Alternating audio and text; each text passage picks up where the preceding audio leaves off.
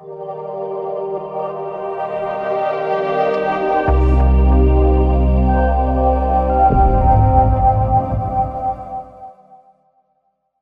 ce peuple, sans armée, jusqu'à 70 ans on n'avait pas d'armée, depuis 2500 ans on est en exil, premier exil, sans armée, à chaque génération, quelqu'un se lève pour l'anéantir. Comme on dit le soir du Seder, Cholor Vador, chaque génération, Amdi Malon Chalotel, quelqu'un se lève avec un programme original, personne n'a jamais entendu parler de cela, et les potes, j'ai une très bonne idée, quoi, on va anéantir le peuple juif. Ah tiens, on ne connaissait pas.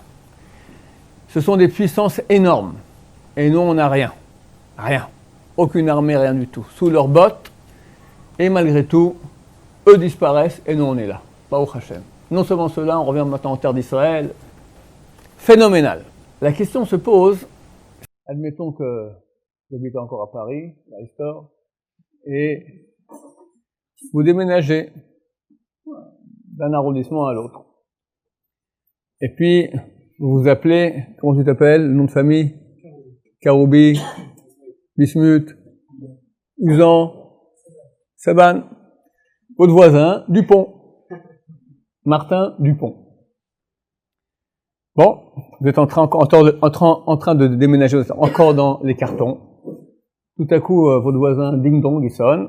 Bonjour monsieur Karoubi, Seban, etc. Moi c'est Dupont, le voisin d'en face. Enchanté de faire de votre connaissance, bienvenue dans le bâtiment. Voilà, je vous donne quelques petits tuyaux comme ça. Attention, après 10 heures du soir, la voisine du 5e elle est un peu casse-pied, le concierge aussi. Bon, c'est bon, une petite question comme ça, je ne vais pas vous déranger, mais votre nom, la Karoubi, Seban, c'est pas français de souche, ça, non? C'est pas juif? Ouais. Je suis juif, pourquoi? Ça vous dérange, vous êtes antisémite? Non, moi, au contraire, je suis humaniste, je suis pour d'ailleurs les relations intercommunautaires, comme ça je suis très content d'avoir un voisin juif, comme ça on pourra discuter un peu comme ça de temps en temps. D'ailleurs, je ne vais pas vous déranger, vous êtes encore dans les cartons, mais j'en profite, c'est une question qui me tourne depuis une vingtaine d'années. J'avais bien compris, c'est quoi un juif? On parle de vous dans les journaux, vous êtes un peuple qui est très vieux, je sais qu'il y a des gens, il y a une religion juive, mais jamais compris qu'est-ce que c'est, qu'est-ce qui fait que vous êtes juif? Je sais comment on devient juif. On devient juif ou bien par la Brit Mila, non, même pas, par une mère juive, ou bien par conversion. D'accord? Mais qu'est-ce qu'on devient? C'est quoi être juif? Alors, nous ici entre nous, on va lui répondre des choses un peu mystiques du genre ceux dont les pieds étaient au mont Sinaï. Alors, il vous dit, je comprends pas très bien de quoi vous parlez. Vos pieds étaient au mont Sinaï? Ouais, moi aussi j'étais une fois au Mont Sinaï là-bas, mais j'ai repris, quand je suis parti, j'ai pris mes pieds avec moi. Il faut lui donner une réponse qui est rationnelle, une réponse vraiment qu'on pourrait mettre dans le dictionnaire, d'accord? Larousse, juif égale. Qu'est-ce que c'est? Quelle réponse rationnelle peut-on donner à monsieur Dupont? À vous jouer, messieurs, et mesdames aussi, si quelqu'un veut dire quelque chose. Vous dites?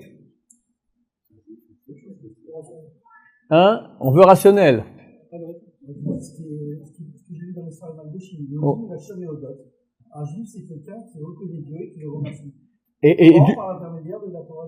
Et si Dupont, il remercie Dieu, et il fait aussi la Torah des Goïm, allez, c'est Goï. Les Goïm ont cette loi noachide à faire. Et s'ils font ça, ils ont droit à un petit olam haba. Hein? Il faut bien lui répondre à ce pauvre Martin Dupont. Hein?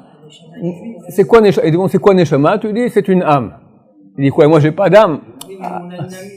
Ok, alors on rentre dans la mystique là. Quelque chose que je peux mettre dans le Larousse. Larousse, juif, égal. Je peux mettre Neshama, ça marche pas. C'est un truc... Pardon? Oui, alors ça c'est comment on devient juif. On devient juif ou par une mère juive ou par conversion. Mais qu'est-ce qu'on devient? Il y a des gens qui sont nés juifs, après ils doivent essayer aussi de vivre en tant que juif. Mais il est juif, qu'il veuille ou pas. Il est né juif. Et qu'est-ce qu'il est? Il est né quoi? Qu'est-ce qu'il a ce monsieur différent d'un autre? Mais il n'est pas serviteur. Il y a beaucoup de juifs qui ne sont pas du tout religieux. Ils ne sont pas serviteurs. Il y a des juifs qui ne savent même pas qu'ils sont juifs. Ça, le juif, il est dépositaire de la Torah. C'est vrai, ok, mais c'est pas ça qui le rend juif. Il a un rôle en tant que juif. Mais c'est quoi le juif? Qu'est-ce que c'est? Je vais peut-être vous aider un peu. Est-ce que c'est une religion? Non, parce qu'on peut être non religieux, pourtant on est juif. Et un goy qui serait religieux, ben il est goy.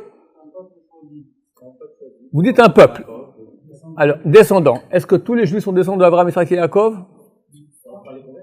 Ils sont juifs pourtant. Et les plus grands du judaïsme sont des convertis. Le Mashiach est les fils de Ruth Moabite. Rabbi Akiva, fils de Yosef Hager. Hillel était fils de convertis. Ces deux prophètes, lui, Shmuel et Avtalion, étaient convertis eux-mêmes. C'est pas descendant, c'est pas une descendance génétique. Alors c'est pas une religion, c'est pas une descendance génétique. Quelqu'un dit c'est un peuple. Je suis d'accord, un peuple. Ça, c'est après, c'est un qualificatif. Ce peuple, il est choisi. Mais qu'est-ce qu'il est d'abord? Est-ce quoi? Est-ce que c'est une religion? Est-ce que c'est une descendance génétique? C'est un peuple. Quelle est la définition des peuples? Communauté définie par quoi? Les Français, c'est quoi les Français? Tous ceux... une terre, pas une langue. Pas une langue. Moi, je viens de Suisse. On a 4 langues là-bas en Suisse. Mais on a la même terre. D'accord? On est citoyen helvète. Alors, il y a des Français. Moi, je suis le parti français. On a dû apprendre l'allemand. D'accord? Il y a les Italiens. Et il y a encore le roman. D'accord? C'est une langue des montagnes comme ça. D'accord? C'est pas une langue. C'est une terre. Tous les peuples sont définis par une appartenance à une terre. Est-ce le cas du peuple juif? Non. On a une terre qui nous appartient, la terre d'Israël, mais c'est pas elle qui nous définit en tant que juifs. Preuve en est qu'on est né dans le désert. On a été créé en tant que peuple dans le désert. Et la majorité des juifs, aujourd'hui peut-être la majorité, juste la moitié habite en Israël, mais la majorité de notre histoire, on n'a pas habité en terre d'Israël. Et jusqu'il y a 1 ou 2 ans, la majorité habitait à l'étranger. Et ils sont encore là-bas. 49% sont encore à l'étranger. Donc on ne peut pas dire que c'est... Alors qu'un Français qui habite depuis 2000 ans, il habite hors de la France, il est plus français. D'accord? Un Français qui a 400 ans, il a quitté la France, il habite en Écosse, il est écossais. Fini. Origine française, il sait même plus. D'accord? Nous, on n'habite pas cette terre, néanmoins on est un peuple. Alors, on est un peuple, mais différent des autres. Alors, qu'est-ce qui nous définit en tant que peuple? Encore une fois, tu parles de façon mystique. Dans le Larousse, c'est quoi défini par la Torah? Non. Un peuple, c'est une définition par une terre. Torah, ok, ceux qui prétendent que leur religion est la Torah. Ok. Et le juif qui ne sait pas qu'il est juif. Ok, mais ça n'est pas différent. N'importe quel peuple est défini par une histoire. Les Italiens ont l'histoire italienne, les Marocains l'histoire marocaine, les Chinois l'histoire... Ok, alors on est spécial. On a dit, un peuple est défini par une terre. Nous, on est défini par quoi? Une histoire. Pardon? Oh là là. Ouais, Bezrat Hashem. C'est ce qu'on devrait. Bon, on va faire court parce qu'on a une soirée assez longue. Mesdames, messieurs, il n'existe absolument aucune réponse à cette question. Ça veut dire, on est un peuple, c'est clair, mais il n'y a aucune définition rationnelle à ce que nous définit en tant que peuple. Pourquoi? Parce que la vraie réponse a été donnée ici au début. La vraie réponse, c'est qu'on a une neshama. Chelek Eloka Memal. On a une partie divine en nous qui fait qu'on est juif. Comment on la reçoit? Par naissance ou par conversion? C'est ça nos dénominateurs communs. C'est ce que nous fait le peuple juif. Je ne peux pas dire ça à M. Dupont, encore moins mettre cela dans le Larousse. En parenthèse, dans le Larousse, c'est marqué juif, c'est marqué membre du peuple juif. C'est marqué peuple juif, peuple constitué par les juifs. En tournant rond, personne ne sait ce que c'est. D'accord? Et rationnellement, des chercheurs israéliens, une trentaine, se sont cassés la tête des années pour trouver une définition. Il n'y a pas de définition. Impossible. En tout cas rationnelle. La vraie définition, c'est on est une partie de Dieu. De même que Dieu est indéfinissable, est-ce qu'on peut définir qu'est-ce que c'est que Dieu? On ne peut pas. Nous sommes indéfinissables. De même que Dieu est infini, nous sommes infinis. Et de même que Dieu est un, nous sommes un.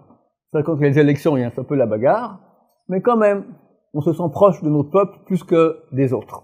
Et ça rentre même bien dans notre nom, parce que le mot Yehudi, si j'écris les 3 premières lettres sont les 3 premières lettres du nom de Dieu, c'est carrément Shimcha Gadol Bakadosh Alenu Karata. Ton saint et grand nom, tu l'as appelé sur nous. C'est la contraction de trois mots, Haya, Hove, Veye, qui était, est et sera.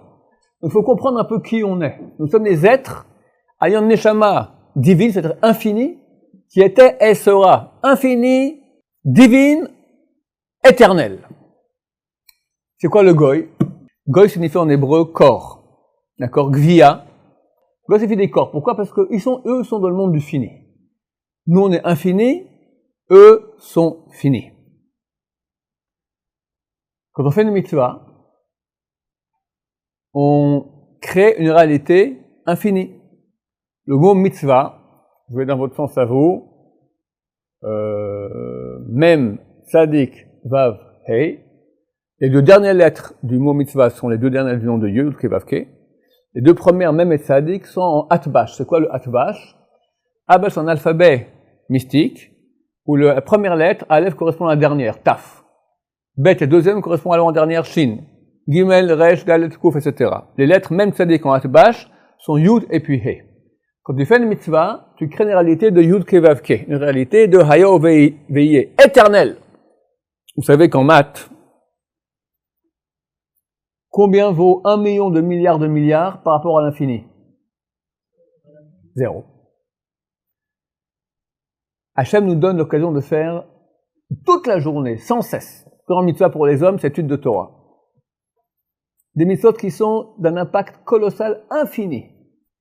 Mais on est dans ce monde-ci, olam hazé. C'est bon. C'est bon. Quand on est né, on n'a pas la neshama. On la reçoit qu'à l'âge de 13 ans. On n'a que le nefesh, les parties petites de notre corps qui sont très matérielles. Après, lentement, on doit s'habituer à la rouhaniyut, à Dieu, la Torah, les mitzvot. Mais on est encore très ancré dans le corps. Qu'est-ce que le corps nous propose? Des bonbons. Olam hazé.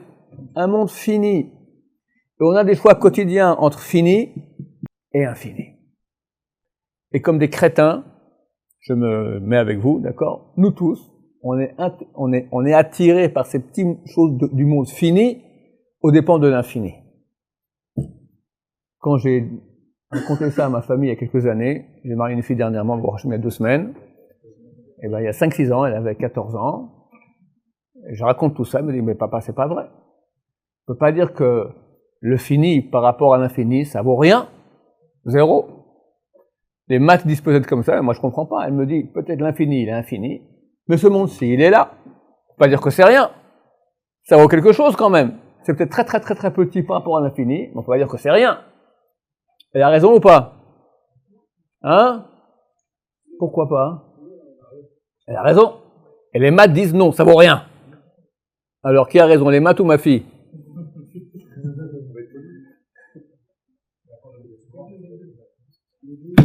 Les maths, mais faut expliquer comment ça se fait. Qu'est-ce qu'on lui répond à la petite fille là? À la table de Shabbat, elle a 14 ans. Kouchia. Bon, Hachem, sur place, j'ai eu la réponse, j'ai dit, t'as pas compris. Toi, tu réfléchis, comme nous tous ici, avec notre imagination. Alors, on voit l'infini, très grand. Mais l'imagination, ça fonctionne avec des images. Or, toutes les images, elles sont finies. Alors, c'est très grand, mais ça a une fin.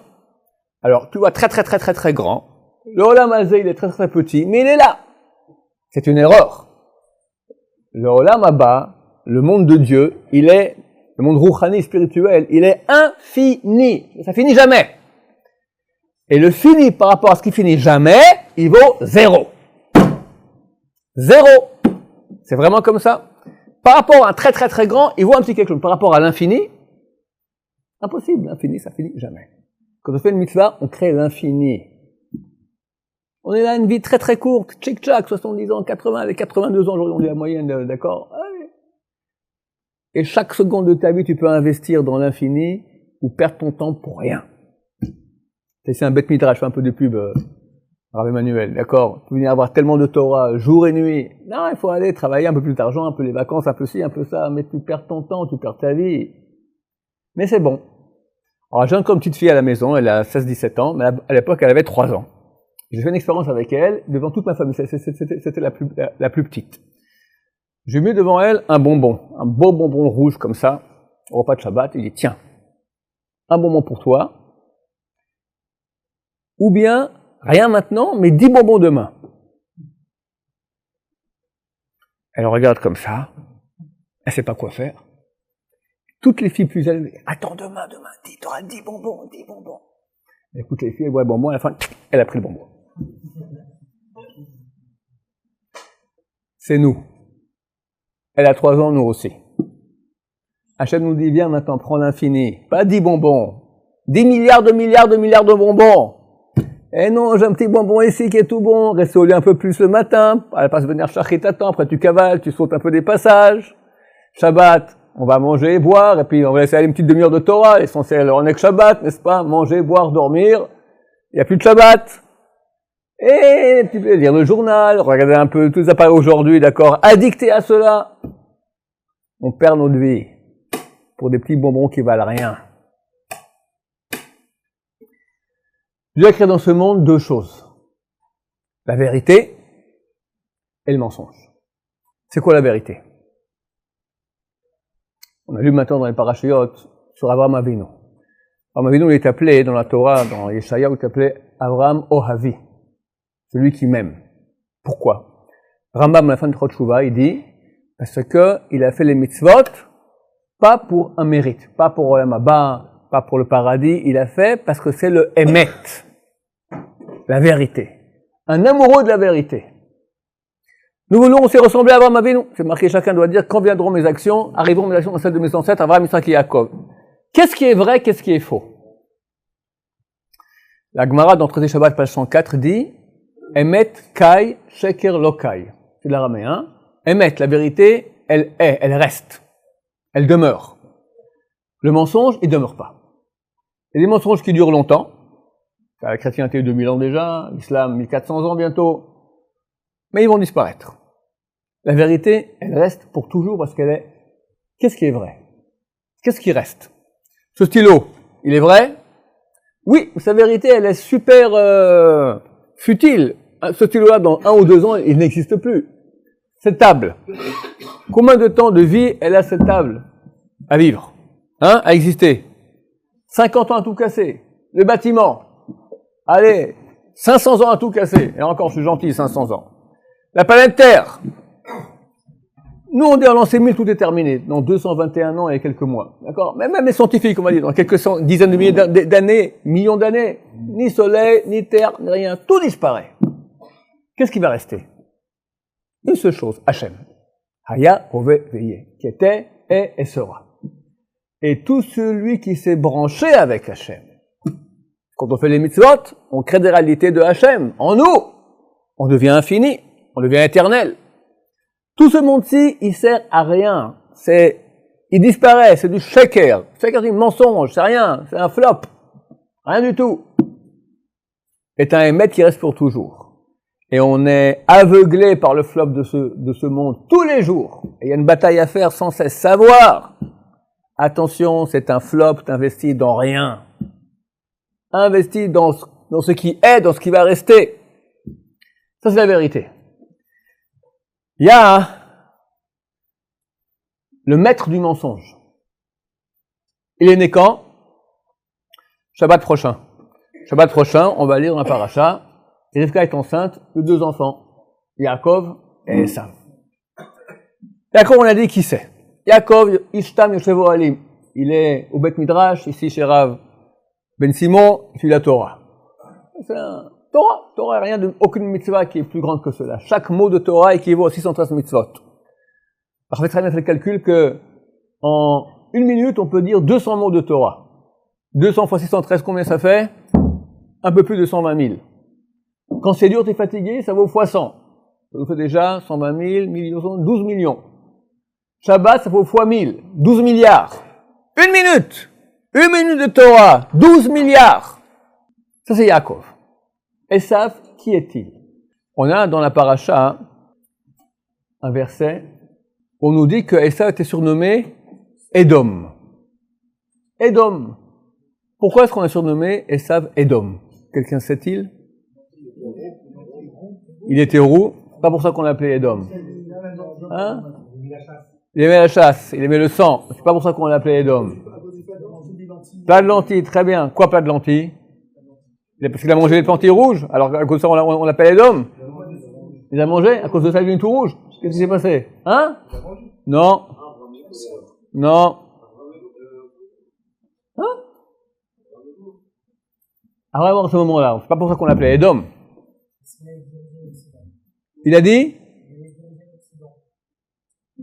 Pourquoi on l'appelait Edom, c'est marqué. Alors je vous dis... Bon. Très bien. Le verset dit comme ça. Vayomer, alors l'histoire elle est comme ça. Yaakov fait un bon plat de lentilles rouges. C'est effectivement pour le deuil d'Abraham qui était décédé. Esav revient des champs, il est parti faire un peu de chasse, il revient, il est fatigué et il a faim. Il voit le bon plat comme ça que Yaakov est en train de cuisiner, il lui dit, Vayomer Esav el Yaakov, alitenina Minadom adom azek kayef anochi. Abreuve-moi, s'il te plaît, de ce rouge, car je suis fatigué. Dit le verset, Alken kara shemo edom. C'est pour ça qu'on l'a appelé rouge. Messieurs, un type normal, il lit ça, il éclate de rire. C'est une blague. Demain, tu rentres à la maison, ta femme t'a fait des frites, tu dis, oh, ça a l'air bon ce truc jaune. Tu as dit truc jaune? Ce sont des frites. Tu as dit truc jaune. Eh ben, on change mon ton de famille. On s'appelle maintenant ma famille le jaune. Tout l'acte de naissance, le truc, le machin de famille. 4000 ans plus tard, on va appeler la descendance de Esav Edom. Ça, 4000 ans, il a fait un petit lapsus. Au lieu de dire passe-moi des lentilles, il a dit passe-moi de ce rouge. Ça tient pas la route. En fait, c'est extrêmement profond. On va expliquer tout de suite. Le nom, dans la Torah du moins, évoque toujours l'essence. La vraie réalité de la chose. Jusqu'à là, dans la paracha, on nous raconte l'histoire des deux frères. Ils sont nés, un il aime la chasse, l'autre il aime l'étude, etc. Mais jamais on va voir l'un parler à l'autre. La première fois, on voit une citation. Véomer, Esav, El Yaakov. Esav dit à Jacob, : ouvrez les guillemets, on va l'entendre parler. C'est ce verset-là. Or, on parle toujours pour exprimer ce qu'on veut et ce qu'on pense. Jamais pour autre chose. Ici, c'est la première fois où on l'entend parler. Ça veut dire que maintenant, la Torah va nous dire quelle est la pensée et quelle est la volonté primordiale, première, récitite, d'accord, de Esav. Qui il est? Qu'est-ce que tu penses? Qu'est-ce que tu veux? C'est ce que tu es. Chaque mot de cette phrase, c'est un axe important de la pensée occidentale. Esav. Aken kara shemo Edom. C'est pour ça qu'on l'appelait Edom. Edom, ce sera l'axe le plus important. Il faut se répéter deux fois. Mina adom adom azeh. Donc, pour cela, on va l'appeler Edom, en fonction des axes de pensée et volonté du monde occidental. Alors, aliteni. Abreuve-moi. Manger. Les plaisirs du palais. Dans toutes les civilisations, on aime bien manger. Mais dans aucune civilisation, on va faire des 6 cm malheureux de cette langue à papille gustative, tout ce qu'on en fait en Occident. C'est phénoménal. Les livres les plus vendus en France, c'est les livres de cuisine. Et quelqu'un qui a de l'argent, alors il s'est acheté une bagnole, il s'est acheté un bateau, il s'est acheté un hélicoptère. À la fin, c'est quoi? J'ai connu quelqu'un en Suisse, à Genève, comme ça, il avait beaucoup de pétroliers, etc., beaucoup d'argent. Il a eu 70 ans.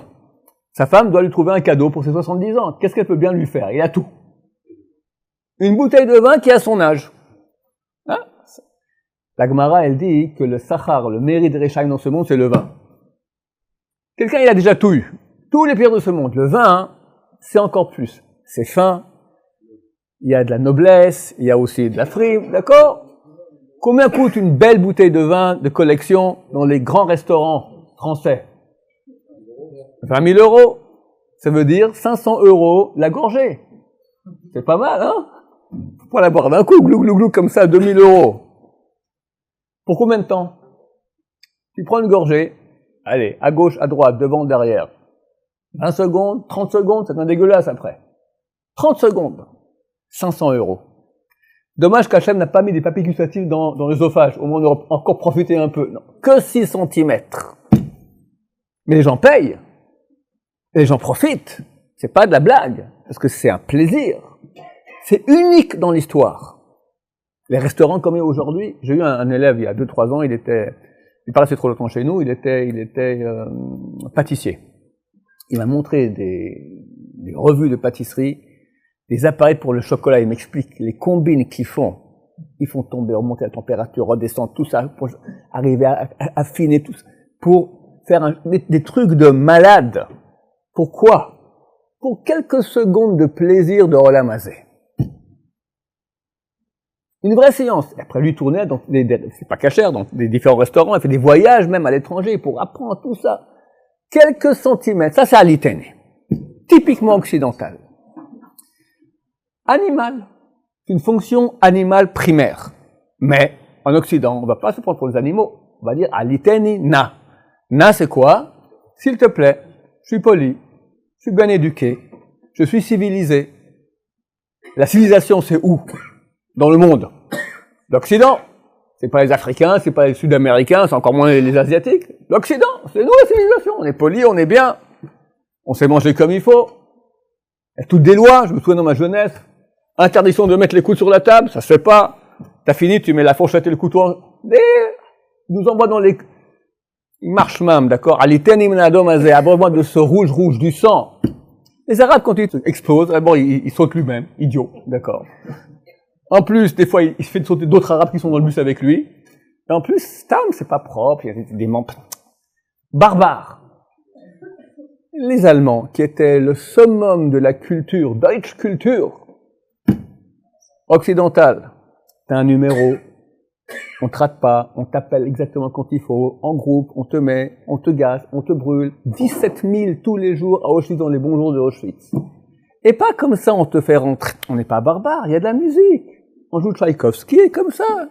On est éduqué, alitenina. On est raffiné, on est éduqué, on est civilisé dans le mal. Dans la béhémiout animale. Aliteni, animal habillé en gentleman. Minadom adom de ce rouge, le point le plus central du monde occidental, c'est pour cela qu'on l'appelait Edom. Edom, c'est la couleur. Pour nous dire. Et ça ne va pas appeler l'objet par son nom, parce que le nom évoque l'essence, comme on l'a dit auparavant. Le pourquoi et le comment. Quel est le but de la chose? Quel est le but? Oula, ça m'intéresse pas. Quand je pense à un occidental du but, oula, tu me saoules la tête. Laisse-moi vivre tranquille. La vérité, ça l'intéresse pas. Lui, il veut profiter de ce monde. Alors, qu'est-ce qu'il va prendre? Le plus superficiel possible. Le look, la couleur. Il n'y a aucune civilisation au monde qui a mis sur un piédestal de façon aussi grande le look que le monde occidental. Les vidéos, télévision, les pubs, la mode, tout ce qui est le plaisir des yeux, à outrance, c'est typiquement occidental. Tout le monde des yeux, du plaisir des yeux. Le paraître aux dépens de l'être. Et combien c'est dur pour nous occidentaux de se débarrasser de ça? Les habits, la coiffure. Vous savez que dans le Shulchan Aruch, c'est écrit pour un homme, c'est interdit de se regarder dans un miroir. Interdit. Il y a 30 ans, j'ai appelé un possèque, je lui ai dit, c'est encore actuel, il m'a dit, pour les gens de l'étranger, non, pour les Israéliens, oui. Ça a eu été, c'était il y a 30 ans. Aujourd'hui, terminé. Qui ne regarde pas dans un miroir? Hein? Tu rentres dans l'ascenseur, tu as un gros miroir. Tu rentres où tu vas, tu as des miroirs. C'est interdit. Qu'est-ce que tu regardes? Ton côté physique. Mais on est tellement bouffé par le monde occidental, sans cesse, que ça. Minadom adom hazeh. Kiayef anochi, car je suis fatigué. En Occident, mesdames, messieurs, on est fatigué de nature. Dimanche, jour férié, l'heure moyenne de réveil, c'est quelle heure? 11 heures, moyenne. Il y en a qui se lèvent à 3 heures. Il y en a qui n'enlèvent même pas le pyjama. Petit déjeuner, au lit. Pourquoi enlever le pyjama? Dans quelques heures, il faut de nouveau le remettre. C'est fatigant. Le moindre effort. Combien de matière grise est mise en œuvre pour le moindre effort? C'était il y a 20 ans, j'étais en séminaire, il y avait des gens à table comme ça. Qu'est-ce qu'il fait? Moi, je suis ingénieur. On est en train de mettre en place maintenant des portables. Faut pas appuyer, c'est tactile. Vous connaissez tous aujourd'hui, n'est-ce pas? Mais je dis, à quoi ça sert? Faites un effort quand vous appuyez. Au bout d'un moment, ça fatigue le doigt d'appuyer comme ça. Alors, tactile, il faut juste effleurer. Des années d'études d'ingénieurs, des dizaines d'ingénieurs pour mettre au point le moindre effort, même pas devoir appuyer, juste tactile. Kiaïef. Fatigué. Demande à un occidental lambda dans la rue, comme ça. Pour toi, c'est quoi le cliché du paradis? Une plage de sable blanc, derrière la mer bleue, 2 cocotiers, un hamac, des tentes dans le hamac, si possible une jeune dame très belle qui te met des grappes de raisin dans la bouche. Mamash aliteni na miadom adom hazeh. Kiayef anochi. Dernier point, anochi. C'est quoi anochi? Moi, qui a dit anochi?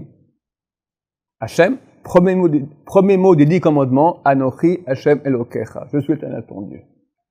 En Occident, chacun se prend pour Dieu. Mon cher ami, tu sais que tu as un boss et tu as des choses à faire dans ce monde. Oh, attention, tu es un fanatique, vous. Pour moi, la vie, c'est comme ça. Je sens que c'est comme ça que je vais me réaliser dans ma vie. Mais qui es-tu pour fixer quelqu'un qui va définir quels sont ses buts de la vie, il se prend pour Dieu, comme s'il s'est créé lui-même. Pharaon a dit ça, c'est marqué, Li Yori Vana Siteni, à moi appartient le Nil, et c'est moi qui me suis créé. Je me suis créé, il sait bien que c'est pas créé, mais il définit à quoi il sert. Chaque type occidental, il se dit, moi, je sais quel est mon but dans ma vie, ou je cherche, c'est moi qui choisis. Non, mon cher, c'est pas toi qui choisis, t'es créé. Insupportable. Un égoïsme orgueilleux, il se prend pour Dieu. Ces deux entités, Yaakov et Esav, sont les bases mêmes du monde. Le peuple d'Israël est appelé Réchit. Bereshit bara Elokim, Chazal disent, pour Réchit, Dieu a créé le monde. Réchit, c'est le peuple d'Israël, qui est appelé Réchit Tuato. Il y a un verset dans le prophète, Réchit Tuato, c'est le peuple d'Israël. Il y a un autre peuple qui s'appelle Réchit, c'est qui? Amalek. Réchit, Goïm, Amalek. Deux créations réchitites à la base du monde. Le bien et le mal, la vérité et le mensonge. Bon, nous sommes dans la vérité. On va continuer, le mal va disparaître. Comment c'est qu'il va disparaître? Parce qu'il y a une fin au verset. Réchit, Goïm, Amalek. Premier des peuples Amalek, Vacharito, Adéobad à la fin, et disparaît. Quand? Très bientôt. Pourquoi est-ce que nous pensons que c'est très bientôt? Continuons un peu la paracha qu'on va lire cette semaine. Esav est le fils aîné. Donc à lui revient le droit d'aînesse, mais il le vend lors de l'épisode du plat de lentilles. Le père Yitzhak n'est pas au courant de la transaction. Et un beau jour, Yitzhak est déjà vieux, il est aveugle, il appelle son fils Esav, lui dit, écoute, bien, est venu le moment que je te bénisse maintenant, je vais transmettre maintenant les bénédictions. Tu es mon fils aîné, donc à toi reviennent les bénédictions. Va à la chasse, m'apporter un gibier, comme ça, comme j'aime bien, comme ça, je te bénis de tout mon cœur. Esav part à la chasse, Yaakov vient, rentre à sa place, déguisé. Esav était très poilu, chevelu, donc il met une pelisse de fourrure sur ses bras, et rentre, et recevra les bénédictions à la place de Esav. D'ailleurs, Esav n'a pas oublié la chose. Pour l'occasion, il a édité un proverbe pour pas oublier. Qui va à la chasse, ça vient de là-bas. D'accord? Ça vient de chez nous. Yaakov rentre. Son père lui dit, t'as fait rapidement. Baruch Hashem, Dieu m'a aidé. Dieu m'a aidé. Jamais Esav prononce le nom de Dieu. C'est bien toi, mon fils aîné Esav. Yaakov dit, oui, ton fils aîné Esav. Oui, moi c'est moi, et lui c'est ton fils aîné Esav. Bien que, il dit, c'est bizarre. Bien que je te tâte, mon fils aîné, il est poilu. Il touche, ben c'est poilu, il dit, c'est bizarre. Akol kol Yaakov, la voix est celle de Yaakov, Aïdem et de Esav, les mains sont celles de Esav. C'est bien toi, mon fils. Il dit, oui. Et il le bénit. Il le bénit, et il sent l'odeur du Gan Eden. La bénédiction passe bien. Yaakov sort, Esav rentre. Papa, bénis-moi. Mais qui vient de bénir? Esav comprend, et il hurle. Deuxième fois qu'il m'a eu. Quoi, deuxième fois? Ouais, première fois, un jour j'avais faim, donc il m'a vendu pas de lentilles contre le droit d'aînesse. Donc tu lui as vendu ton droit d'aînesse, donc j'ai bien fait de le bénir. Gamba ouchiye. Il bénit, Yitzhak reconnaît qu'il a bien fait de bénir son fils aîné, Yaakov, parce que c'était lui le vrai aîné, vu que Esav a vendu son droit d'aînesse. Esav se met à pleurer. Il supplie son père Yitzhak, bénis-moi aussi, t'as pas de bénédiction? Et Yitzhak le bénit. Et ça, mesdames et messieurs, on a trop l'habitude d'oublier cette bénédiction, qui est pour nous une malédiction. Vaya kitarid, ou parakta ou lo malsavarecha. Moi, Yitzhak, j'ai fait en sorte que Yaakov soit l'aîné et mette un joug sur ta nuque à toi, Esav. T'es bloqué, t'es ligoté, tu peux rien faire. Esav, c'est marqué dans ce bracha aussi, al-chabecha tichye, tu vivras par ton épée. C'est un tueur. Sachez que la civilisation qui prône le plus la paix, c'est le monde occidental. Mais celui qui fait le plus la guerre, c'est le monde occidental. Il n'y a aucune civilisation qui a fait autant de morts, qui a inventé autant d'armes meurtrières que le monde occidental. C'est des fous, des malades. Ils font ça toute la journée. Au nom de la paix et du bien. Au nom de la paix et du bien. Achabecha tichye, c'est le mensonge. Je ne vais pas dire je vais tuer pour tuer, j'aime tuer. Pour la paix, pour le bien, c'est vrai, mais c'est tout. Les meurtriers. C'est marqué, Esav alacha. C'est une loi physique. Esav son Yaakov. Esav a la haine de Yaakov. Donc s'il veut tuer, sur ton épée tu verras, c'est nous tuer à nous. Yitzhak lui dit, j'ai mis un joug sur ta nuque, t'es ligoté. Tu peux rien faire. Mais, Vaya Kitarid, quand tu pourras te plaindre que Yaakov ne joue pas son rôle de peuple d'Israël, à Kol Kol Yaakov, d'étudier la Torah, que la voix qu'on entend est celle de Jacob dans les yeshivot, voix de Torah, étude de Torah, des cours sans cesse, Torah, Torah, Torah. Ou parakta ou lo malsavarecha, tu enlèveras le joug que j'ai mis sur ta nuque et tu iras le tuer. Et ça va béni d'être notre garde-fou. On arrête d'étudier, il vient les pogroms, les bombes, les guerres, Hachem Ishmor. Le Esav des temps modernes, c'est qui? Adolf Hitler. J'ai fait un cours que je vous recommande de voir ceux qui l'ont pas vu, ça s'appelle la guerre Mamia.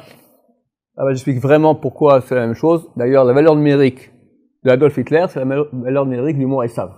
Qui est d'ailleurs celle aussi d'un nouveau Hitler qu'on a. Baruch Hashem, aujourd'hui, il y a beaucoup de Torah, alors il n'a pas trop de succès. Bezrat Hashem, il s'appelle Alain Gematria, Adolf Hitler, Gematria, Esav. Alain, et son copain, hein, Mbala Gematria Amalek. Vous pouvez vérifier, c'est mamash comme ça. Esav a la haine de Yaakov. Il dit d'ailleurs, il n'y a que l'impudence juive pour aller contre nature. La nature, le plus fort gagne. C'est un tueur. On doit tuer. Celui qui est plus fort, il gagne. C'est la loi de la nature. Il n'y a que les juifs pour aller contre. Les juifs disent le contraire. Au contraire, on veut. Hashem Ohev et Nirdaf. Dieu aime le poursuivi. Il aime aider le faible. Sur le temple, l'autel de Jérusalem.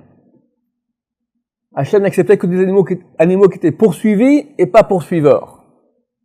Pour montrer qu'il aime les poursuivis et non les poursuiveurs. Hitler dit non. Il n'y a que les juifs pour aller contre nature. Il y a une haine terrible. J'ai ici, je suis désolé de le dire dans la synagogue une chose pareille, à côté du Sefer Torah, le testament de Hitler, il marche mal. C'est plusieurs pages. Les dernières phrases de Hitler. On est le 29 avril 1945, 4 heures du matin, dans son bunker. Sa femme a pris du poison, Eva Braun, lui il va se tirer une balle dans la tempe, et avant il écrit son testament. 20 pages de testament. Dernière phrase du testament. Je demande à tous les Allemands, à tous les nationaux socialistes, les nazis, hommes et femmes, et tous les soldats de la Wehrmacht, de rester fidèles et obéissants jusqu'à la mort au nouveau gouvernement et à son président. Par-dessus tout, j'enjoins le gouvernement et le peuple à soutenir au maximum, dernière phrase du testament, par-dessus tout, j'enjoins le gouvernement et le peuple à soutenir au maximum les lois raciales et à résister de manière impitoyable à l'empoisonneur de toutes les nations, la communauté juive internationale. Berlin, 29 avril, 4 heures du matin, Adolf Hitler. Il finit par cette chose la plus importante de tout, la haine de Esav pour Yaakov. Là, monsieur, on est en guerre. La guerre n'est pas finie, on va parler tout de suite un peu de l'actualité, elle n'est pas finie, il est encore en face de nous, Amalek. Notre arme contre Amalek, c'est quoi? Lui, c'est le mensonge. Notre arme, c'est la vérité. Torah. Combien de Torah? Le Gaon de Vilna donne un chidouche extraordinaire. Il y a un midrash connu.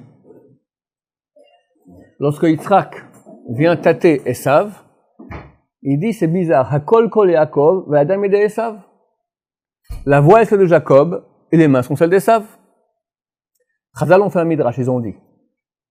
Tant que la voix de Yaakov se fait entendre, la kol qu'on entend, c'est kol Yaakov, c'est la voix de Yaakov, en yadayim yede Esav. Les mains ne sont pas celles d'Esav. Il est ligoté, il ne peut rien faire.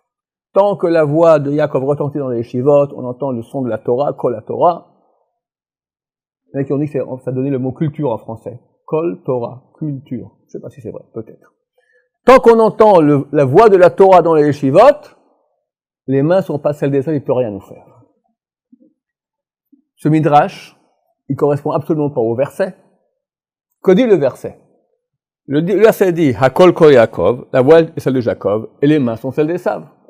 Toi, tu dis le contraire. Quand la voix est celle de Jacob, les mains ne sont pas celles d'Esav. Ça ne correspond pas à ce qui est écrit. Ce qui est écrit, la voix est celle de Jacob, les mains sont oui celles d'Esav. Tu dis, quand la voix est celle de Jacob, les mains ne sont pas celles d'Esav. Comment tu fais un midrash qui est le contraire de ce qui est écrit? Dit le Gaon de Vilna.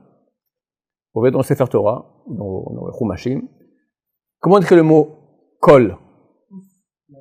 Kuf vav lamed. Kuf vav lamed. Kol, kuf vav lamed.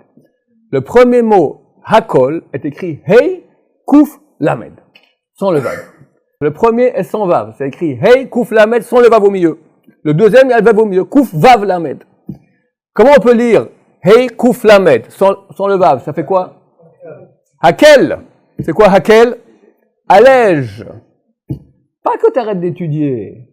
Pas qu'on ferme la yeshiva. Il y a les yeshiva, il y a l'étude. Moi, je suis fatigué aujourd'hui. Il y a un feuilleton, il y a le journal, il y a l'oreiller. Hakel kol Yaakov, seulement allège la voix de Jacob. Immédiatement, Ayadaim yede Esav. Terrible. Terrible. Combien c'est important d'étudier chaque seconde. Pour les dames aussi. Les dames n'ont pas une obligation d'étudier comme nous. C'est un bitul Torah.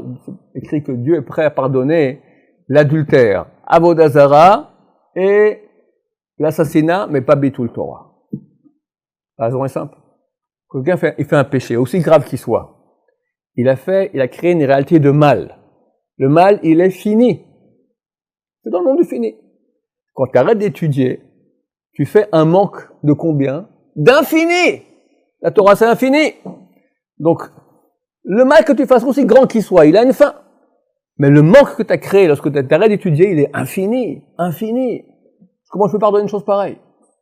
Vous avez une lettre terrible que j'ai découverte il y a quelques 20 ans peut-être. Une lettre dont voici ici l'original en allemand et la traduction en français. Cette lettre date du 23 novembre 1940. Elle est écrite par un certain I.A. Eckart, un officier de la Gestapo.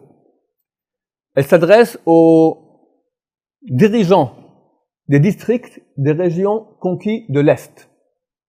À l'Est de l'Allemagne, il y a la Pologne, la Lituanie, la Lettonie, la Bohème, des régions à très forte concentration juive. Il y a au moins 3-4 millions de juifs dans ces régions-là. En début de la Seconde Guerre mondiale, la question se pose, qu'est-ce qu'on fait de ces juifs? Il y en a quelques-uns qui ont des passeports d'immigration. Est-ce qu'on laisse sortir, oui ou non?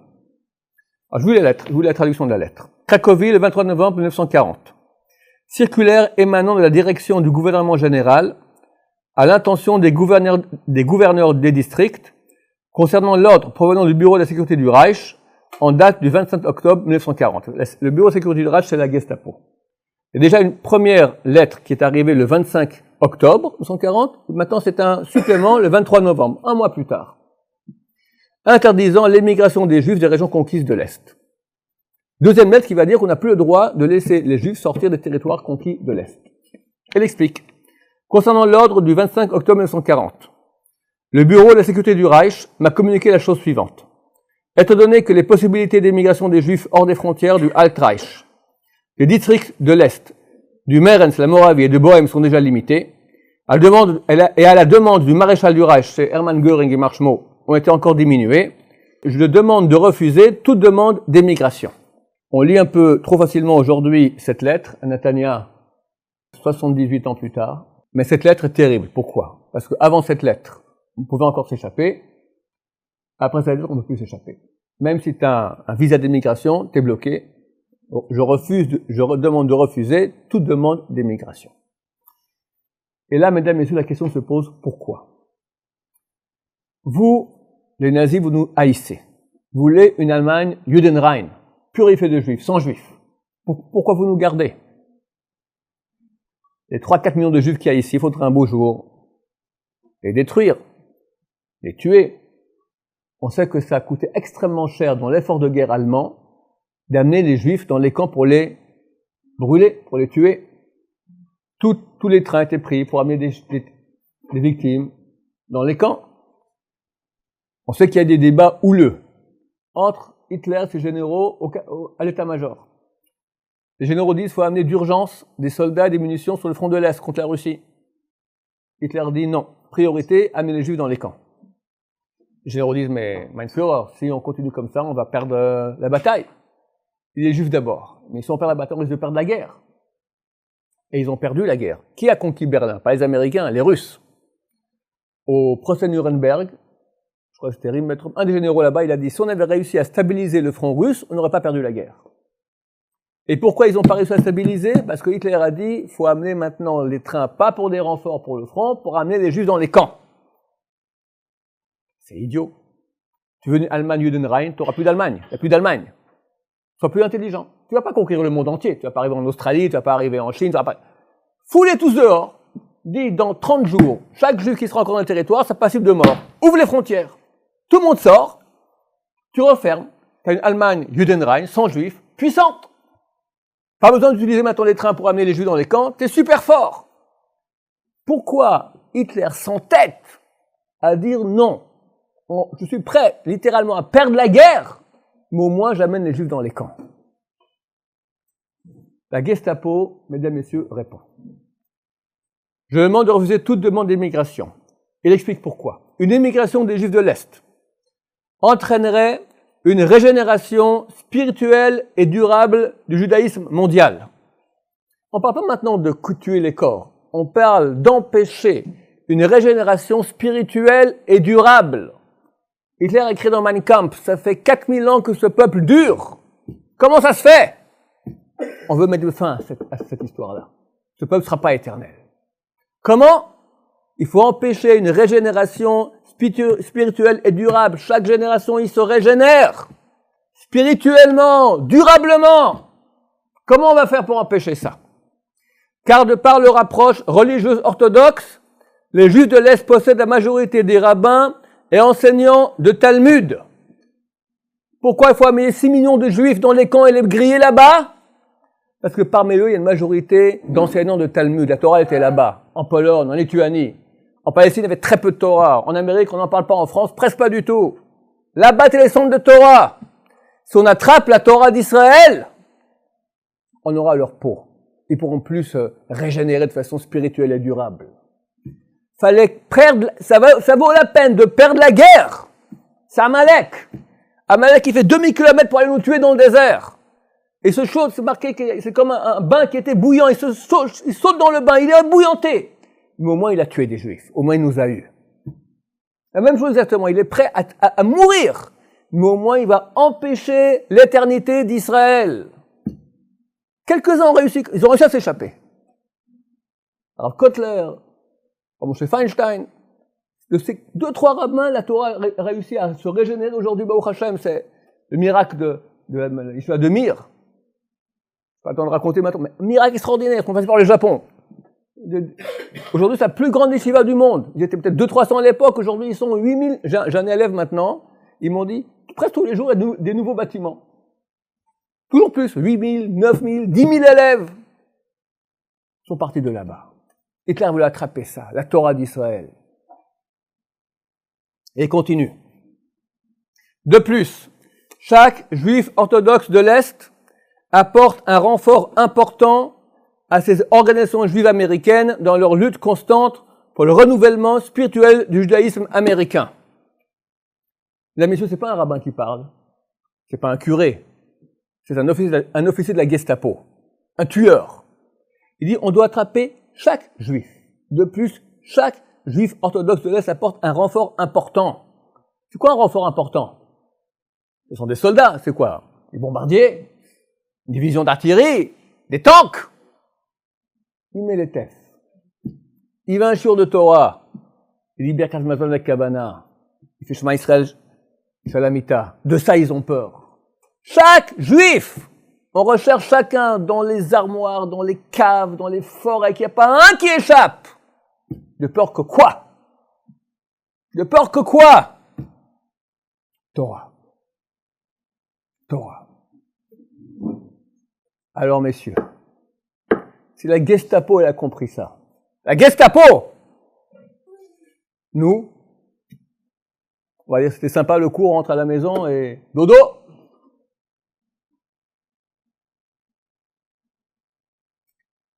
C'est une question de vie et de mort, et de vie éternelle.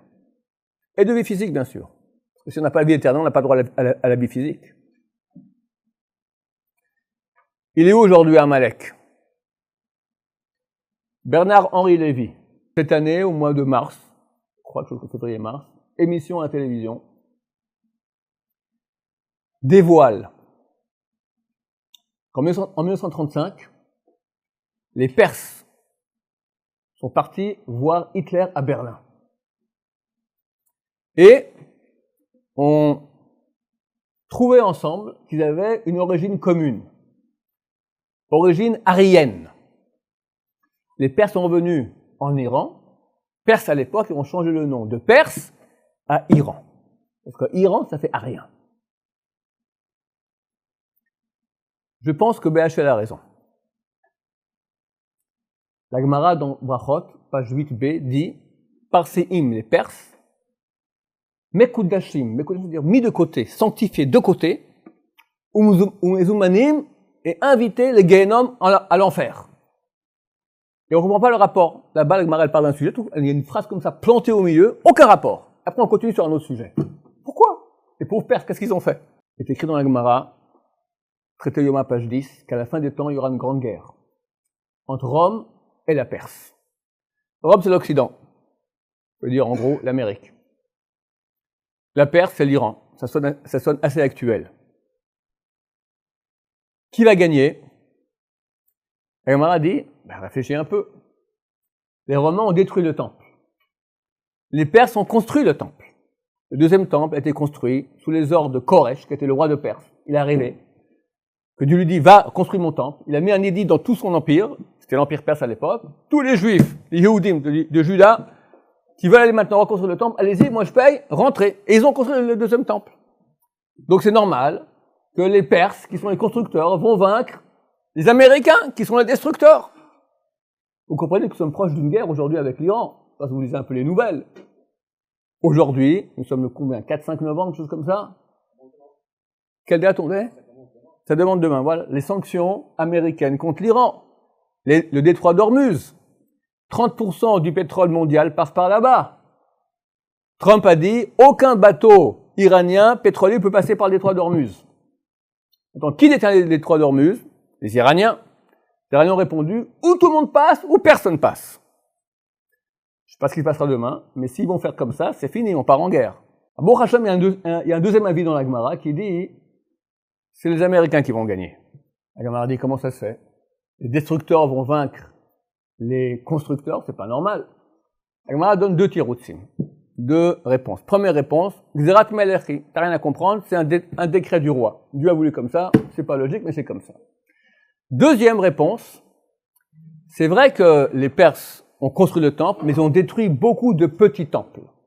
Il va en Perse beaucoup de synagogues qui ont été détruites par les Perses. Donc pour cela, ils sont censés perdre cette guerre. Lequel des deux sera le vrai? Je l'ignore, mais il semble d'après un Tosfot qu'au début du massacre d'Avodazara, dans Avodazara, c'est marqué comme ça. Qu'à la fin des temps, Dieu prend un Sefer Torah et dit tous ceux qui sont occupés de la Torah viennent prendre maintenant leur mérite, leur récompense. Tous les peuples s'agglutinent au secrétariat du bon Dieu pour prendre leur mérite, leur récompense. Premiers qui rentrent sont les Romains. Dieu leur demande qu'est-ce que vous avez fait pour la Torah. Il dit on a fait beaucoup. Toute l'infrastructure logistique, des marchés, des ponts, l'électricité, tout ça. Comme ça les Juifs ont fait du la Torah tranquille. Comment t'as des néons, comment t'as des tables, tout ça c'est grâce à nous. Alors Dieu leur répond, espèce de crétin, Shotim Shebarolam. Vous n'avez pas fait ça pour les Juifs, c'est ça pour vous-même, pas pour la Torah. Dehors. Après qu'ils rentrent, les Perses. Que vous avez fait? Même chose. L'infrastructure logistique. De nouveau, il les fout dehors. Après rentrent tous les peuples. La Gemara pose la question, pourquoi tu dis les Romains et les Perses après tous les autres peuples? Dis tous les peuples sont rentrés, ils ont donné cette réponse et tu les as envoyés. Pourquoi c'est écrit d'abord Romains, après Perses, après les autres peuples? Répond la Gemara parce que ces deux peuples dureront jusqu'au Mashiach. On doit avoir deux peuples qui sont donc des peuples essentiels dans l'humanité qui doivent durer jusqu'au Mashiach. Tosfot pose la question juste à côté, il dit mais c'est pas vrai. On a vu qu'il y aura une guerre à la fin des temps et l'Amérique va vaincre l'Iran. Parce que comme ça, ils ont pris le côté que c'est l'Amérique qui gagne. Donc l'Iran sera vaincu avant que Mashiach vienne. Répond le Tosfot, ça sera juste avant que Mashiach vienne. Donc si on attend Mashiach pour très bientôt, merci Hachem, alors on est censé voir que l'Iran doit disparaître, merci Hachem, très bientôt. Maintenant, pourquoi je pense que c'est pour bientôt? Savoir avec la paracha qu'on a lue hier. Dernière phrase de la paracha, c'était quoi? L'avant-dernière phrase, c'est Ishmaël a vécu 137 ans. Et il est mort. Ces peuplades de Ishmaël ont vécu, on donne un bel territoire près de l'Égypte, en venant à la chose, etc., Apne Kolechav Nafal. Fin de la paracha. Apne Kolechav Nafal, en face de ses frères, Nafal. Nafal, en bon français, c'est s'étendit. Pas tomber, s'étendit. S'étendre, en français, peut être ou tomber, quelqu'un il s'étend par terre, ou s'étendre, c'est il s'étend. Rashi explique s'étendre, c'est-à-dire les peuples se sont étendus dans la région, d'accord? Ils se sont étendus dans ces régions-là. Ça, c'est Rashi. Mais le Baal HaTurim, un des plus grands commentateurs de la Bible, vivant au Moyen-Âge, un des plus grands aussi décisionnaires, c'est lui. Sur les bases de son livre, le Shulchan Aruch a été écrit. Le Tour, il y a 700 ans. Il nous dit comme ça. Apne Kolechav Nafal, il est tombé en face de ses frères, et juste après, il y a le verset, voici la descendance, c'est de la semaine prochaine, voici la descendance de Yitzhak ben Abraham. Abraham, au lieu d'Yitzhak, Abraham a mis au monde Yitzhak. Pour nous dire, lorsque tombera Ishmaël à la fin des temps, alors viendra le Mashiach qui est la descendance de Yitzhak ben Abraham. Quand on voit Ishmaël tomber, un peu après, Mashiach doit arriver. Sauf, on attend qu'Ishmaël tombe. À mon avis, ça a déjà eu lieu. J'ai continué un peu sur la même lancée que le Tour. Le Tour dit, quand on parle maintenant de ces peuplades-là, on ne parle pas des peuplades qui vivaient il y a 4000 ans. On parle de Ishmaël actuel. Il dit, quand Ishmaël tombera à la fin des temps, alors de qui on parle? Ishmaël actuel. Alors Mashiach reviendra. Donc d'après ça, le verset d'avant qui nous dit la longueur de la vie de Ishmaël, il a vécu 137 ans, de qui on parle, d'après le Tour? Pas d'Ishmaël qui vivait il y a 3000 ans, qui a vécu 137 ans. On parle de la royauté d'Ishmaël. Vous me suivez ou pas? Le Tour, il lit de façon allégorique. Le texte simple, c'est Ishmaël qui est mort, point barre, terminé. Le Tour, il dit non, on comprend quand on dit Ishmaël est tombé, et après, il y a la descendance de Yitzhak ben Abraham, on parle de la fin des temps. Et c'est qui Ishmaël? C'est la royauté d'Ishmaël qui tombera. Donc d'après cela, quand le texte nous dit qu'il a vécu 137 ans, on nous parle maintenant de la longueur de la royauté de Ishmaël. Il faut savoir que tout le livre de Bereshit, ce sont Maaseh Avot Siman Abanim. C'est un signe pour leur descendance. Il y a beaucoup de signes comme ça. Par exemple, Yaakov, il a étudié 14 ans dans la yeshiva de Shem Ve'ever. Après, il était 20 ans en exil. Nous aussi, 14 égale 1400. C'était 1400 ans en terre d'Israël. On a étudié dans les deux yeshivot, les deux temples. Premier temple, deuxième temple, Shem Ve'ever. Après, on était 20 ans, 2000 ans en exil. Et on revient. Ça correspond au niveau des chiffres. Donc peut-être que Ishmaël, je ne sais pas si c'est vrai, hein, Ishmaël, peut-être que 137 ans, il faut dire, quand on parle de royauté, c'est un signe. On parle en fait de 1370 ans. Ça fait 30 ans, à peu près 25 ans, que je me balade avec ce chiffre-là, 1370 ans. C'est la fin d'Ishmaël, et là, Mashiach doit arriver. Ok, alors, c'est quand que commence Ishmaël?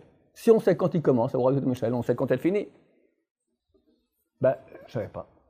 C'est très bizarre, ça. On ne sait pas. Mohammed, l'Égir, il commence son périple en 624. Après 632, il est mort. Après 640, ils ont eu une grande bataille ici dans la région. Après, il continue Poitiers, etc. Bon, alors c'est quand? Il y a quelques années, ça m'a fait tilt, Eureka. En 638 de l'ère chrétienne, les Ishmaélites ont conquis ce que la Torah appelle la Malchut. C'est quoi? L'endroit du temple. L'endroit du temple est appelé Malchut, la royauté de Dieu. C'est là-bas que Dieu régnait. Ils ont conquis Jérusalem. Ça, c'est de la Malchut. Ça, c'est une royauté. Ils ont conquis Poitiers, qu'est-ce qu'on s'en fout? D'accord? Jérusalem, ça, c'est une royauté, en tout cas par rapport à nous. Donc, il faut faire 638. Et 1370, tu verras quand Ishmaël disparaîtra. Ça fait combien? 2008. Raté. Alors, où est le problème? Quel âge tu as, mon cher ami? 19 ans. C'est pas vrai? Tu as 19 ans et quelques mois. Jusqu'à un jour avant tes 20 ans, tu as quel âge? 19 ans. Donc, quand la Torah nous dit que Ishmaël est mort à l'âge de 137 ans, ça peut être 137 ans et 364 jours. C'est encore 137 ans. 165, c'est 138 ans. Donc on peut voir encore un an de vie d'Ishmaël qui n'est pas écrit dans le verset, mais qui n'est pas fausse. On a dit que 137 correspond à 1370, donc il faut rajouter combien maintenant? 10 ans. Ça fait combien? 2018, oh là là! On y est. À mon avis, c'est déjà passé. Ishmaël est mort. Qui on avait il y a 55 ans comme ennemi qui nous entourait? Nasser, l'Irak, la Syrie, le Liban. 8 armées viennent nous attaquer à la guerre des 6 jours. C'est ça Ishmaël. Qu'est-ce qui reste d'eux? Wallo.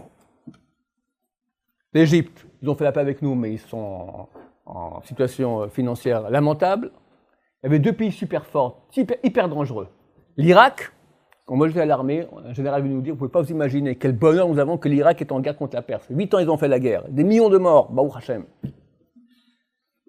L'Irak, c'était des dizaines de fois plus que Tsahal. Une armée énorme. Alors on est bon, 1 contre 2, 1 contre 3, mais pas 1 contre 100, contre 200. Il restait quoi? La Syrie. Et vas-y, 4-5 ans de guerre civile, il n'y a plus rien. La Gemara dans Sanhedrin, page 98b, dit qu'à la fin des temps, la Perse va conquérir l'Irak, et de là-bas, ils vont venir conquérir Israël. Ça fait 30 ans que je connais cette Gemara, j'ai dit, mais comment ils peuvent passer? L'Iran, c'est à 2000 km, tu as deux super pays qui empêchent de passer. L'Irak et la Syrie. Hachem nous vient, il dit, l'Irak, tic, tu sautes, la Syrie, tic, tu sautes. Mais moi, je dis, alors si c'est comme ça, ils vont pas rester là-bas, les Américains. Qui va rentrer? L'Iran. Et qu'est-ce qu'on apprend maintenant? Qui arrive maintenant aux frontières du Golan? L'Iran. Bibi, qu'est-ce qu'il leur dit? On vous laissera pas là-bas. On est juste avant une guerre, il faut bien comprendre. On ne nous le dit pas, mais on nous le dit, mais on ne nous le dit pas, il faut comprendre.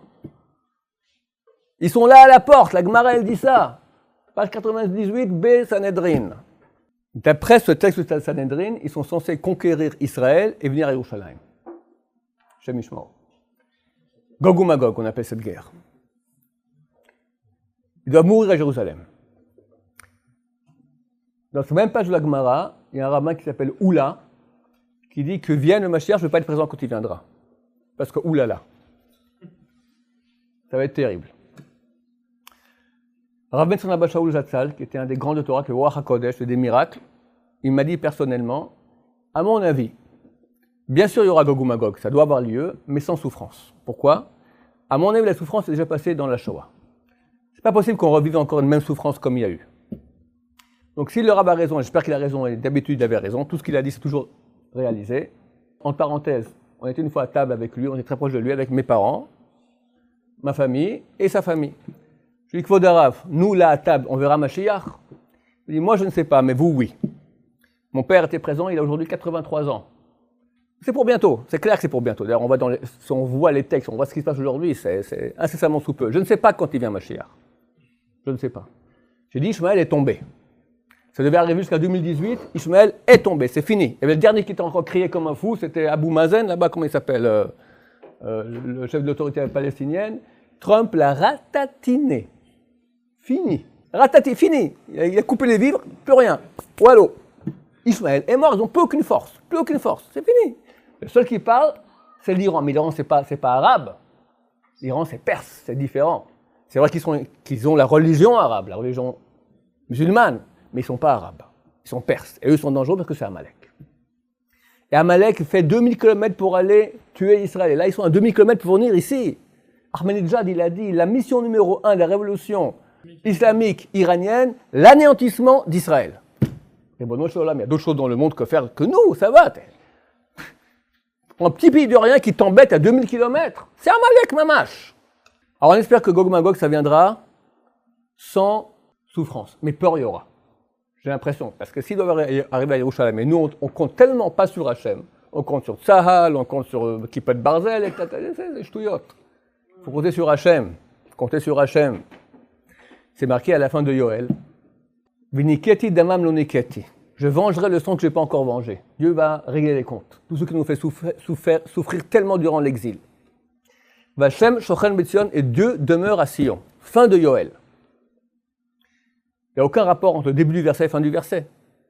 Je vengerai le sang que je n'ai pas encore vengé, et Dieu demeure à Sion. Où est le rapport? Explique le commentateur. Il dit, lorsque nos ennemis verront que leur sentence a été signée, la mort. Ils vont venir à l'Amérique, je ne sais pas qui va venir. Les Russes peut-être, on va encore en parler encore dans quelques minutes. Ils vont que c'est wallo, terminé. Ils vont dire, on ne va pas crever tout seul. Les Juifs aussi mourront avec nous, on ne va pas se laisser faire. On crève avec eux. Alors le verset dit, Vachem shochen betzion, Dieu demeure à Sion, ils ne réussiront pas. On aura kippat shrina, pas kippat barzel. On va faire Téhillim, on va suivre la Gemara, beaucoup de Torah, beaucoup de Téhillim, on s'est protégé, on est déjà protégé aujourd'hui. La dernière guerre, quand ça allait rentrer à Gaza, ça a duré 3 semaines. Avant, il y a eu quelques morts, après il y a eu quelques morts, hélas. Pendant les 3 semaines, il y a eu 3360 missiles qui ont été envoyés par les Gazaouis. 584 ont été interceptés par Kivat Barzel, le reste sont tombés en Israël. Combien de morts? 0. C'est comme un missile comme ça est tombé au Sinaï, 22 morts. Un missile, 22 morts. Ici, 3360, 0 morts. Et elle est là, Hashem Shochan Mission, Dieu est là. Mais on doit se renforcer, messieurs. Et hélas, beaucoup de nos frères qui sont loin de Torah, de nos sœurs aussi. Et il faut que dans la balance, il y ait suffisamment de mérite. Alors, Torah, Torah, Torah. Pour les femmes, Tzniout. Si Esav, son leitmotiv c'était Edom, c'est regarde-moi, d'accord, regarde le look. Nous on est toute la Tzniout. Abraham Avinu, il ne sait même pas quelle tête elle a Sarah. C'est ça la femme juive. En Tzniout. Le grand tikkun des femmes, c'est Tzniout. Le grand tikkun des hommes, c'est pas regarder les femmes. Surtout si ce n'est pas Tzniout, étudier la Torah. On finira avec un petit mot encore, je vais expliquer un peu Gog ou Magog. Je ne sais pas comment ça va avoir lieu, mais il semblerait que les Russes seront de la partie. Il faut comprendre, je ne sais pas comment ça aura lieu, mais ce n'est pas compliqué. On a quand même la bombe atomique, on a quand même une armée, machin. Qui peut venir et l'arrêter ce truc-là? Si Poutine dit, écoutez, je viens, laissez-moi venir tranquillement, sinon je vous détruis, on n'a pas le choix. Maintenant, Gog ou Magog, il semblerait, à mon avis, que c'est les Russes. Pourquoi? Avec les Perses, ensemble, ils vont venir. Parce que Gog ou Magog, ça vient de quoi? Ça vient en fait d'une prophétie de Yecheskel, chapitre 38. Là-bas, c'est écrit, Dieu dit au prophète, tourne-toi vers Gog, prince Rosh Nassi, Mesher et Tuval, prince suzerain de Mesher et Tuval. C'est écrit, le prophète lui dit, tu viendras du fond du nord, contre Israël, contre Jérusalem, où le peuple sera revenu d'exil, tu viendras du fond du nord de ta demeure pour nous attaquer. Et beaucoup de peuples avec toi. Le fond du nord, alors tu prends, tu as le Galilée, après tu as le Liban, après le Liban, tu as la Syrie, après tu as la Turquie, après tu as l'Irak, après tu as la Géorgie, après tu as la Russie. Les Russes, tu n'as pas plus au nord, on ne va pas prendre les Esquimaux, d'accord? Nessi Rosh Mesher Vetuval. C'est quoi Mesher? Moscou. Tuval, c'est quoi?